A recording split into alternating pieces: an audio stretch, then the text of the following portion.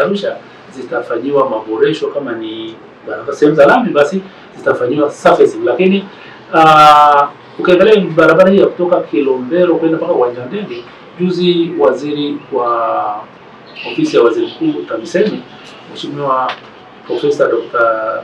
Riziki Shemdoe alikuja kushuhudia ukiwaji wa saini wa mkataba wa zaidi ya kilomita nafikiri 22 kama ukizichanganya zile barabara za double road. Yote ni katika kuhakikisha kwamba barabara zetu sasa zinaweza kwenda kupitika kwa wakati wote kwa mwaka. Na lengo ni kuhakikisha kwamba ifikapo Juni 2026 pengine changamoto za barabara kwenye jiji letu itakuwa ni historia. Ikumbukwe tumetenga pesa nyingi sana kwa ajili ya kwenda kwenye barabara za vumbi.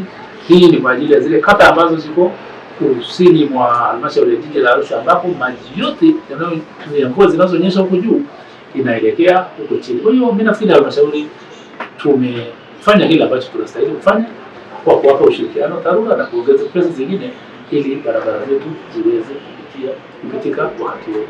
Na tunataka tuachane na changamoto za barabara, pamoja na kwamba barabara ni jambo endelevu, tutafanya routine maintenance, lakini vitu vya msingi kama vivuko na mitaro ya maji ya mvua, hiyo tutahakikisha tumejenga kwa kiwango kizuri ili barabara zetu ziweze kupitika kwa wakati wote.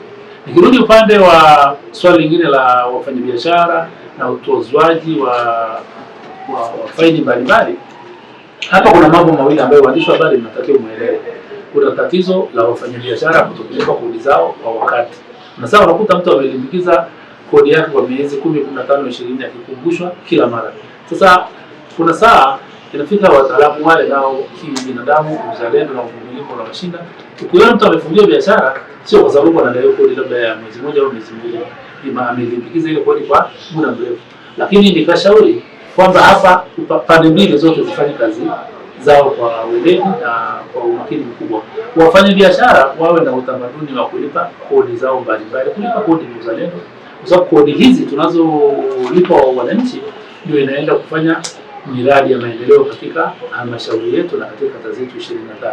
Lakini sambamba na hilo, nitoa rai kwa wataalamu wa jiji, kuna namna nzuri ya kutatua tatizo. Sio lazima uende pale na mapolisi na mgambo, na inasumbua. Mimi sio muumini sana kwa matumizi ya nguvu, japo kuna maeneo mengine pia matumizi ya nguvu inawezekana yakashindwa kuepuka kwa sababu ya ukorofi unaofanywa na wananchi. Kwa hiyo nitoe rai kwa pande mbili, wananchi wafanye sehemu yao na wataalamu wa halmashauri ya jiji nao wafanye sehemu yao, ili kwa pamoja tuweze kujenga Arusha yetu. Arusha tulionayo ni hii moja tu, hatuna Arusha nyingine.